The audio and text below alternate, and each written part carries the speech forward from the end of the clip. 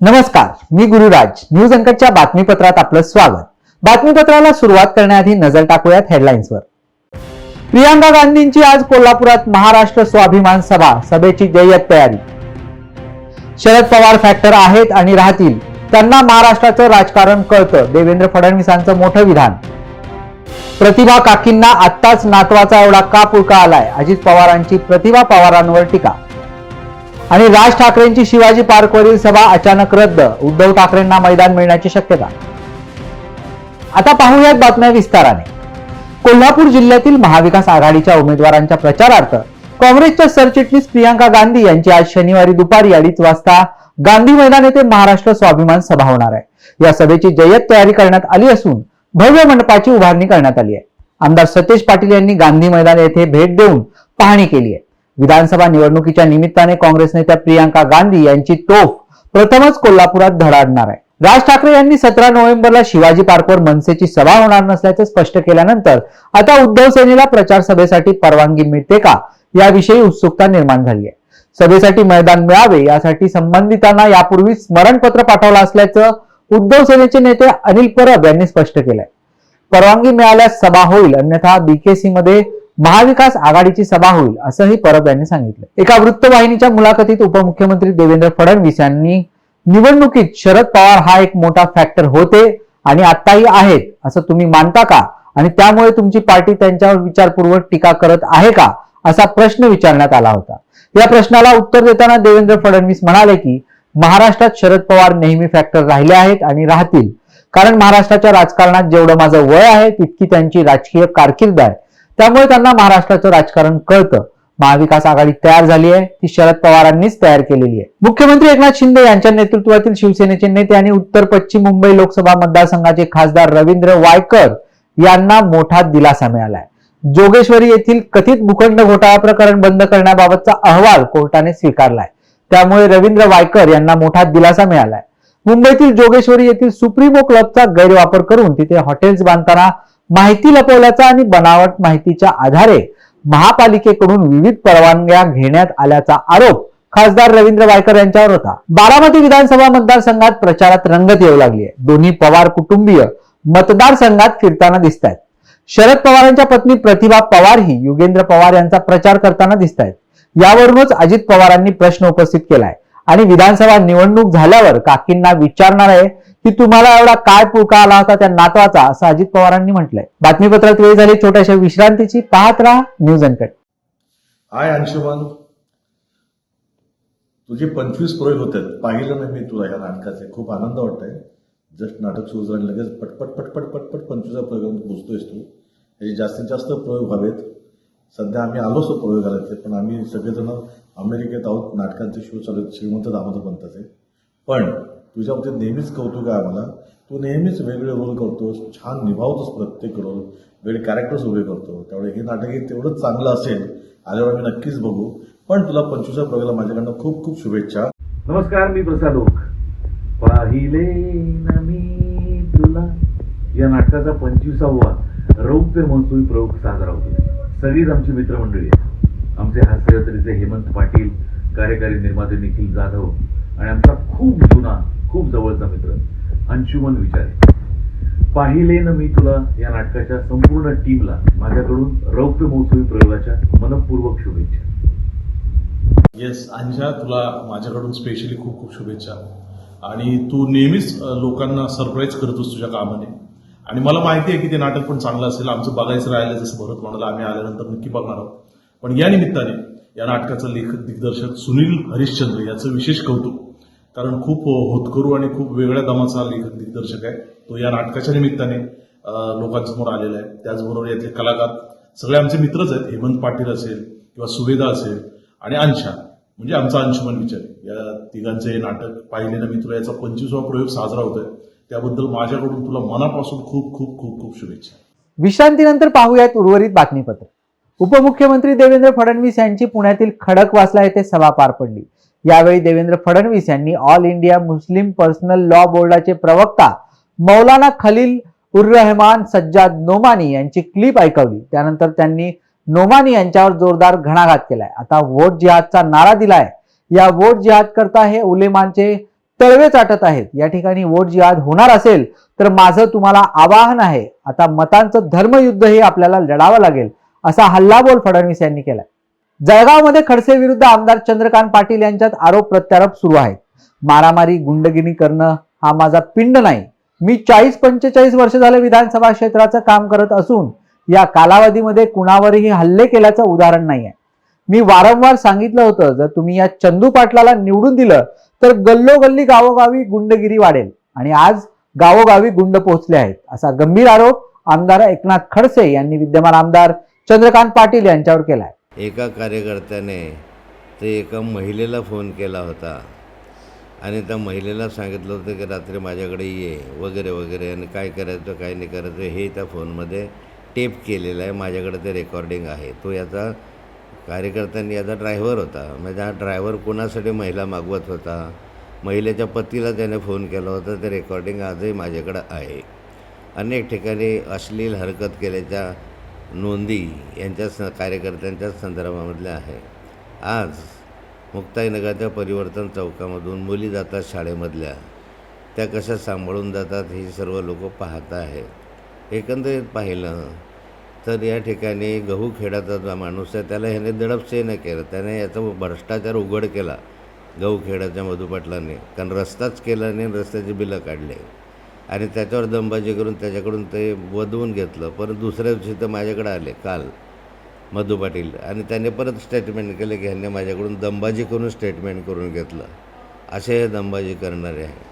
हल्ला झाला, जो हल्ला किंवा जो गोळीबार झाला, त्या गोळीबारामध्ये जो विकी गुरचळ आणि जो कुणी माणूस, जे 2 माणसं पकडले गेलेले आहेत आणि जे पोलिसांच्या ताब्यामध्ये आहे त्यातला उद्योग नगरीला काही लोक नजर लावत असून ही लोक निवडून येतात त्यावेळी जालन्यातील उद्योग बंद पडतात, अशी टीका महाविकास आघाडीचे जालना उमेदवार कैलास गोरंट्याल यांनी युतीचे अर्जुन खोतकर यांच्यावर केली आहे. एका क्राईम रिपोर्टनुसार सर्वाधिक देशी कट्टे जालन्यात सापडले असून या कट्टेवाल्यांचा सरदार कोण, असा सवाल करत गोरंट्याल यांनी अर्जुन खोतकर यांना लक्ष्य केलंय. अरे ये उद्योगों की नगरी है पंजाब, इस उद्योगों की नगरी को कुछ लोग नज़र लगाने के चक्कर में जब जब ये चुन के जाते MIDC के पोलाद फैक्ट्री बंद, चैन फैक्ट्री बंद, ये फैक्ट्री बंद, और मैं चुन के आता कोई बंद होता है क्या? अरे सेठ है तो सेफ है, और वो है तो थ्रेट है. थ्रेट बोले तो इंग्लिश में धमकी होती है. अभी चल रहा है स्टील की फैक्ट्री है, हम वर्ल्ड में हिंदुस्तान में फेमस हो गए. अभी 8 दिन पहले भास्कर राव क्राइम का रिपोर्ट पढ़ रहा था, महाराष्ट्र का क्राइम रिपोर्ट. सबसे ज्यादा देशी कट्टे कहीं मिले तो हमारे जालना के अंदर मिले. कौन है इनका सरदार, कौन है इनके लोग? बाजू में रहता शायद, इसके बाजू में. देखो दोस्तों, मैं हैं, अम्बेडकर है, हम कॉलेज के विद्यार्थी मित्र हैं, हम 30-35 साल से काम करते हैं. हमारा कोई कार्यकर्ता का मर्डर आज तक नहीं हुआ. ना कैलाश गौड़ हमारा मित्र था, ना गजानन कौर हमारा मित्र था, ना संगीता खिल्लारे हमारी पार्टी की थी. इनका हाल किसने बुरा हाल किया? ये सब आज तक गुलदस्ते में है, और ये गुलदस्ता खोलना है तो 20 तारीख को आप बटन दबा के मुझे चुन के दिए, सब गुलदस्ते खुल जाए. रायगडच्या श्रीवर्धन मतदारसंघातून दुसऱ्यांदा निवडणुकीच्या रिंगणात उतरलेल्या आदिती तटकरे यांचं पारडं जड असलं तरी विरोधक त्यांच्यावर सातत्याने विकास कामावरून टीका करतायत. 2009 साली सुनील तटकरे या मतदारसंघातून निवडून गेल्यावर तटकरे परिवाराने या मतदारसंघाचा कायापालट करून पर्यटन वाढीस चालना दिली आहे. दवाखाने, गावातील अंतर्गत रस्ते यासह मूलभूत सुविधा लोकांना दिल्याचे सांगत जमीर नाजिरी यांनी आदिती तटकरे या मोठ्या मताधिक्याने निवडून येतील असा विश्वास व्यक्त केलाय. अनेक विरोधक म्हणतायत की तटकरे साहेबांनी कुठला विकास केला, फक्त हे समाजघर बांधले, हे सर्व केले. मी त्यांना बोलू इच्छितो की ह्या खऱ्या अर्थाने जर ह्या गावामध्ये वाडी वस्तीवर पाण्याची एवढी टंचाई होती, पाण्याची लाईन नव्हती, ते सर्व साहेबांनी पोचवली. जल मिशन योजना असेल किंवा बाकीचे जेवढे योजना आहेत, म्हणजे आमचे महिलांचे डोक्यावरचा हंडा जर कोणी काढला असेल तर तटकरे साहेबांनी काढला आहे. आमच्या या एरियामध्ये जर बघत असाल तर पाण्याची एवढी टंचाई होती की आम्हाला टँकर लागत होते, परंतु आज तुम्ही बघत असाल तर कधी आता टँकरमुक्त आमचे गाव झालेले आहेत. म्हणजे पाण्याची लाईन वाडी वस्तीवर तिथपावत जातं, जिथपावत म्हणजे लोक जात नव्हती तिथपावत पाण्याची लाईन पोचते. म्हणजे याच्या व्यतिरिक्त आणखी विरोधकांना बोलायला काहीच नाही आहे, म्हणून हे बोलत असतात. परंतु पाण्याची लाईन असो किंवा बाकीचे रोड रस्ते असतील, खड्डे रस्त्यामध्ये असायचे, ते रस्ते बघा किती चांगले झालेले आहेत. हे जर कोणी केलं असेल तर तटकरे साहेबांशिवाय कोणी केलेलं नाही आहे. बाकीचे जे लोक आहे बोलतील ते 5 वर्षांमध्ये एकदा येतात, दुसऱ्यांदा 5 वर्ष झाल्यानंतर निवडणूक आल्यानंतर दिसतात, त्याच्यानंतर कधी दिसतच नाही आहे. मग साहेब किंवा ताई किंवा भाई प्रत्येक आठवड्यामध्ये 5-5 दिवसामध्ये 10-10 दिवसामध्ये साहेब ताई कोण ना कोणी ते असतं आणि त्यांचा बारकाईने लक्ष साहेबांचा या मतदारसंघावर किंवा वाडी वस्तीवर साहेबांचा वैयक्तिक असतं याच्यामध्ये. बातमीपत्रात वेळ झाली छोट्याशा विश्रांतीची. पाहत राहा न्यूज अनकट. नमस्कार मंडळी, मी संजय जाधव. पाहिले ना मी तुला या नाटकाचा 25वा प्रयोग 20 नोव्हेंबरला शिवाजी मंदिरला दुपारी 4 वाजता होणार आहे. मी हे नाटक बघायला प्रचंड उत्सुक आहे. मी खूप ऐकलं आहे नाटकाबद्दल. मी येणारं नाटक बघायला. मला असं वाटतं आपण सगळ्यांनी जाऊया, है ना. अंशुमन, तुझे 25 प्रयोग झाले, तुझे 500 प्रयोग झाले पाहिजे अशी माझी मनापासून इच्छा आहे आणि नक्की होणार. तुला मनापासून शुभेच्छा. Anshuman, all the best. Anshuman मित्रा, तुझ्या पाहिलेनं मी तुला या नाटकाच्या 25व्या म्हणजे रौप्य महोत्सवी प्रयोगासाठी खूप खूप शुभेच्छा. सुमुख चित्रनिर्मित आणि अनामिका प्रकाशित सुनील हरिश्चंद्रनी लिहिलेलं दिग्दर्शित केलेलं हे नाटक अख्ख्या महाराष्ट्रात धुमाकूळ घालतंय आणि याचा 25वा प्रयोग 20 नोव्हेंबरला शिवाजी मंदिर दादरला होतोय. अंशुमन, तुला आणि टीमला खूप शुभेच्छा. सुवेदा देसाई, हेमंत पाटील आणि तू खूप धमाल करता या नाटकात. अरे तू तर अख्ख्या महाराष्ट्राचा लाडका आहेस आणि माझाही लाडका कलाकार आहे. त्यामुळं तुला अगदी मनपूर्वक शुभेच्छा. विश्रांतीनंतर पाहूयात उर्वरित बातमीपत्र. महाराष्ट्र आणि मध्य प्रदेश राज्याच्या सीमेवर असलेल्या बाग नदी येथील कोरणी घाटावर श्री विठ्ठल रुक्मिणी ट्रस्टच्या वतीने गंगा महाआरतीचं आयोजन करण्यात आलं होतं. यावेळी 2100 दिवे लावून मां गंगेची महाआरती करण्यात आली. मध्य प्रदेशसह महाराष्ट्रातील हजारो भाविकांनी या ठिकाणी हजेरी लावत गंगा आरतीचा लाभ घेतलाय. अलिबाग मुरुड मतदारसंघाचे महायुतीचे उमेदवार महेंद्र दळवी यांना मनसेचे नेते बाळ नांदगावकर यांनी पाठिंबा देण्यासाठी एक व्हिडिओ बनवला होता. मात्र या व्हिडिओनंतर मनसे अध्यक्ष राज ठाकरे यांनी कोणालाही पाठिंबा नसल्याचा फोन करून रायगडचे उपजिल्हाध्यक्ष शैलेश खोत यांना सांगितलं. त्यामुळे मनसेने ऐन वेळेस हा पाठिंबा का काढून घेतला या चर्चांना उधाण आलंय. जय महाराष्ट्र. मी शैलेश दिलीप खोत, मनसे रायगड जिल्हा उपाध्यक्ष. आज 2 दिवसापासून सन्माननीय ते बाळा नांदगावकर साहेब यांचे एक व्हिडिओ क्लिप व्हायरल होत आहे की अलिबाग मुरुड विधानसभेचे उमेदवार महेंद्र शेठ दळवी यांना जाहीर पाठिंबा देण्यात आले. परंतु सन्माननीय राजसाहेब ठाकरे यांच्या आदेशानुसार अलिबाग मुरुड विधानसभेत कुठलाही जाहीर पाठिंबा देण्यात आलेला नाही असे जाहीर करण्यात आले आहे. जय हिंद, जय महाराष्ट्र.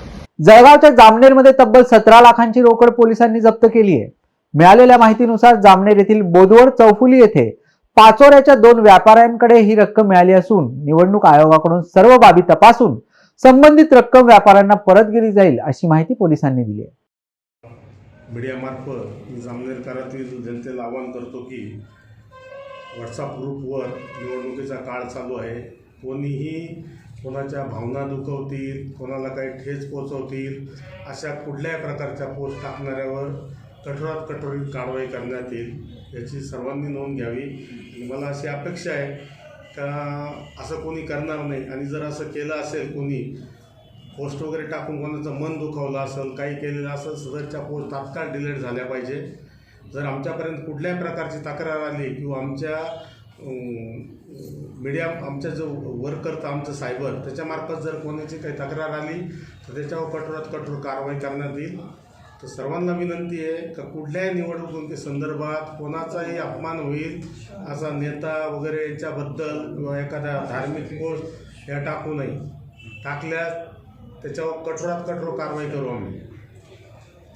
बातमीपत्रात वेळ झाली आहे. या बातमीसह इथेच थांबायची. पाहत रहा न्यूज अनकट.